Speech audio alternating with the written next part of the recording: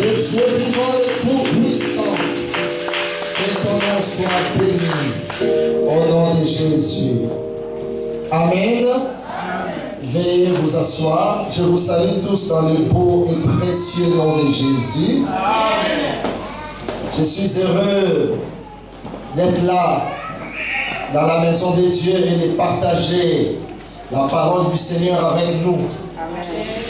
Alléluia. Amen. J'ai pris un bon moment où je me suis assis pour que je puisse aussi écouter mes pasteurs prêcher la parole de Dieu.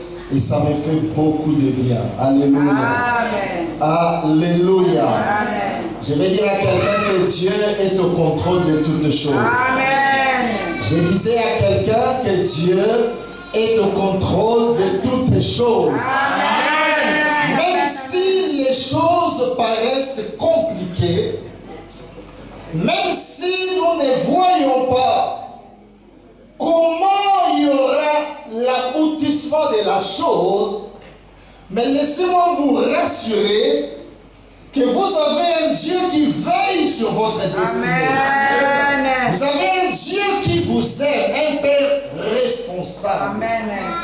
Il ne vous abandonnera pas. Amen. Alléluia. Amen. Je suis très fatigué. Ces deux week-ends, j'ai eu de fêtes dans la famille. Dieu est en train de bénir la famille. Alléluia. Amen. Le samedi passé, on a eu une fête de mariage de mon neveu Benjamin. Et hier, c'était de ma cousine Déborah. Alléluia. Amen. Tout ça à Paris. Et j'ai quitté Paris ce matin, marathon pour arriver en ce lieu. Alléluia. Amen. Mais le Seigneur nous fait grâce de partager sa parole. Nous sommes des soldats. Quelle que soit l'occasion, nous sommes là au service de l'Éternel. Amen. Amen. Ce matin, le Seigneur m'amène à partager avec nous quelque chose d'important. Et nous allons réfléchir et en même temps étudier deux personnages de la Bible. Alléluia. Amen. Le message de ce matin, je l'ai intitulé « Comment réagissons-nous devant les promesses de l'Éternel » Comment réagissons-nous devant les promesses de l'Éternel? Chaque enfant de Dieu a besoin d'écouter Dieu. Chaque enfant de Dieu a besoin de comprendre quelle est la volonté de Dieu pour sa vie. Chaque enfant de Dieu a besoin de connaître les promesses de Dieu pour sa vie, pour sa destinée. Amen. Mais lorsque Dieu nous fait des promesses, comment réagissons-nous face à ces promesses? Alléluia. Amen. Alléluia. Amen. Alors nous nous levons pour lire la parole de Dieu.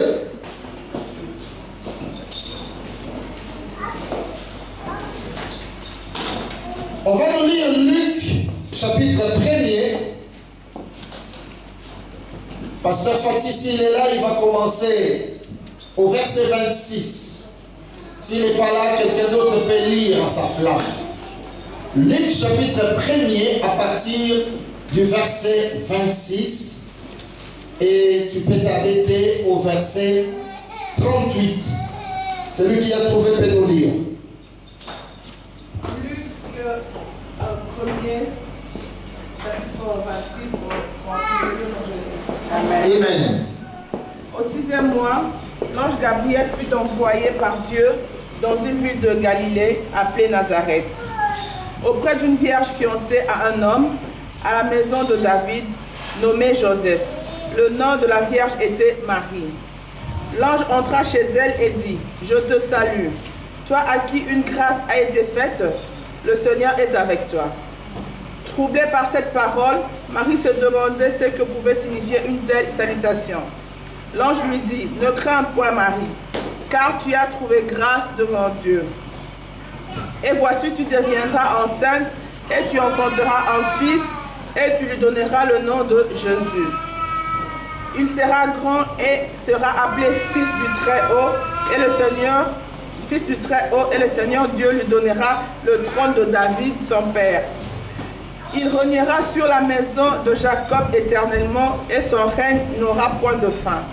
Marie dit à l'ange, comment cela se fera-t-il, puisque je ne connais point d'homme? L'ange lui répondit, le Saint-Esprit viendra sur toi, et la puissance du Très-Haut te couvrira de son ombre. C'est pourquoi le Saint-Enfant qui naîtra de toi sera appelé Fils de Dieu. Voici, Élisabeth, ta parente, a conçu, elle aussi, un fils en sa vieillesse, et celle qui était appelée stérile est dans son 6e mois, car rien n'est impossible à Dieu. Amen. Marie dit, je suis la servante du Seigneur, qu'il me soit fait selon ta parole, et l'ange la quitta. Amen. La parole de Dieu. Acclamons la parole du Seigneur. Acclamons la parole du Seigneur. Alléluia. Alléluia. Bien-aimés, nous connaissons très bien l'histoire de Marie, la mère de Jésus. Marie qui a trouvé grâce aux yeux de l'Éternel. Bien-aimés, lorsque vous lisez la Bible ne nous donne pas autant de précisions sur la famille de Marie. La Bible ne nous donne pas beaucoup de précisions, beaucoup de détails sur Marie elle-même dans sa jeunesse, ce qu'elle a traversé, ce qu'elle a fait. La Bible ne nous parle pas de cela. La Bible ne nous dit même pas si Marie était belle, si elle était élancée, si elle était courte. Alléluia. La Bible ne donne pas de détails sur Marie. Mais ce qui est important, bien-aimé, c'est que nous allons voir ce que cette femme a pu démontrer par rapport à la maturité spirituelle d'une jeune femme. Lorsque vous lisez le même passage, toujours Luc chapitre 1er à partir du verset 10, on nous parle d'un homme qui s'appelle Zacharie. Donc aujourd'hui, je vais parler de deux personnages. Je vais parler de Zacharie et je vais parler de Marie. Alléluia. Amen. Marie, on n'a pas donné de précisions sur sa vie. On a simplement dit que c'était une vierge qui était fiancée à Joseph. Elle était de Nazareth. Et on s'arrête là. Mais lorsqu'on parle de Zacharie, on donne des précisions de qui était Zacharie. On dit Zacharie était un homme juste. Un homme qui craignait Dieu. Au verset 6, Luc 1,6, on est en train de donner les qualificatifs de Zacharie. On dit que c'était un sacrificateur. Donc pas n'importe lequel. Un sacrificateur. Et non seulement il était sacrificateur, mais c'était un homme juste, qui craignait Dieu, un serviteur de Dieu, qui marchait avec Dieu, qui croyait en Dieu, qui prêchait Dieu, qui était tout le temps au service de l'Éternel. La différence avec Marie, une simple femme. Une simple femme, mais qui a trouvé grâce aux yeux de l'Éternel. Et regardez bien, aimé, le même ange a été envoyé aux deux personnes. L'ange Gabriel a été envoyé à Marie et l'ange Gabriel a été également envoyé à Zacharie. Et le message que l'ange apportait, quel que soit pour Marie ou pour Zacharie, était le même. L'ange dit à Zacharie, tu auras un fils des gens. Il sera grand. Il ne boira ni vin ni liqueur forte. Beaucoup de gens se réjouiront à sa venue, car il ramènera les cœurs de plusieurs vers le Père, vers Dieu. Alléluia. Zacharie a écouté cela. De la même manière que l'ange est également venu chez Marie et lui dit la même chose. Il lui dit, je te salue Marie, tu es pleine de grâce, car le Seigneur est avec toi. L'ange lui dit, tu seras enceinte et tu enfanteras un fils. Tu lui donneras le nom de Jésus, Emmanuel, Dieu parmi son peuple. C'est lui qui sauvera son peuple. Vous voyez la similitude entre ces deux messages, mais qui sont adressés à deux personnes différentes. Pour Zacharie, Zacharie connaissait sa situation. Il savait que sa femme était stérile. Alléluia. Amen. Il savait que sa femme était stérile. Mais Marie, c'était une surprise. Bien aimé, laisse-moi te dire, et ça va dans le moment où on semble, à voyage, on semble la surprise dans le moment où on s'attend. Bien aimé, ça va Israël, à ça la Kamakamboulou, on a continué à sauter. Dans le moment où on a Nazareth, Babanga il faut tirer au quartier pour y Marie. Et puis tu as été proposé pas par les ministres de Nazareth, ni par un gouverneur de Nazareth, ni par un homme d'affaires de Nazareth, mais tu as seulement été proposé par un charpentier qui va te connaître. Bien aimé, nous savons quand on grandissait, lorsque vous voyez quelqu'un, un charpentier dans le quartier, à Salamo, à Kitinaye, à Bonga, bien aimé, nous tous on s'est moqué, n'est-ce pas? Oh, charpentier, Moutabakiti. Alléluia. Et même il y a un adage qui dit Moutabakiti, il y a un adage qui dit T. Comme un cordonnier, lui-même, il n'a pas de belles chaussures. Alléluia.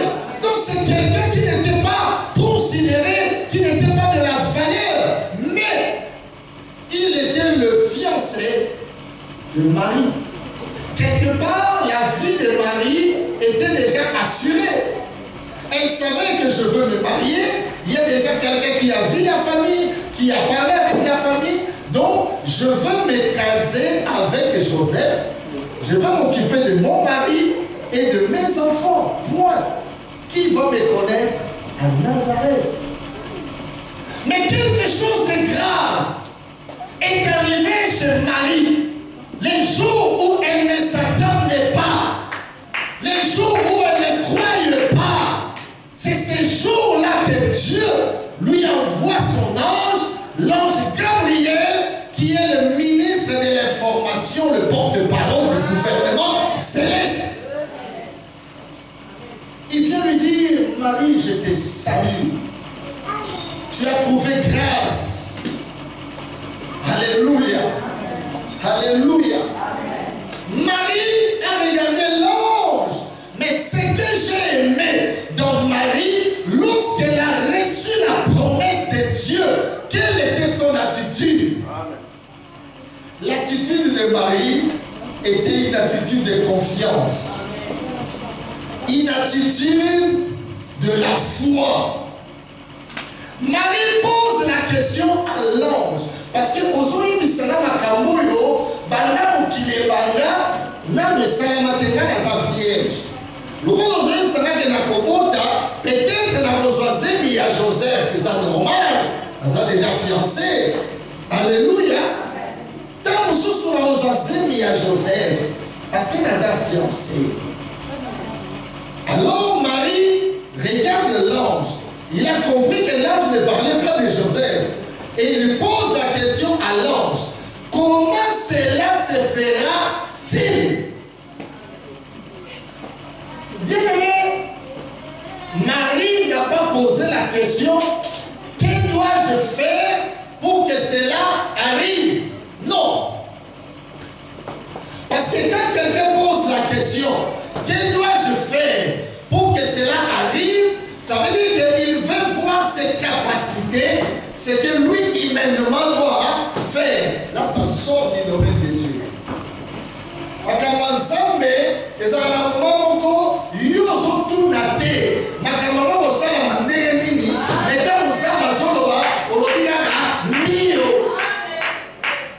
C'est ça l'attitude de Marie. Marie n'a pas douté à ce que Dieu lui a dit. Mais combien d'enfants de Dieu parmi nous? Combien? Dieu nous a donné des promesses. Dieu nous a donné sa parole. Comment réagissons-nous face à ces paroles-là? Bien aimé, moi j'ai compris une chose. Un enfant de Dieu, un serviteur de Dieu, on ne le mesure pas quand tout va bien, mais on le mesure quand tout va mal.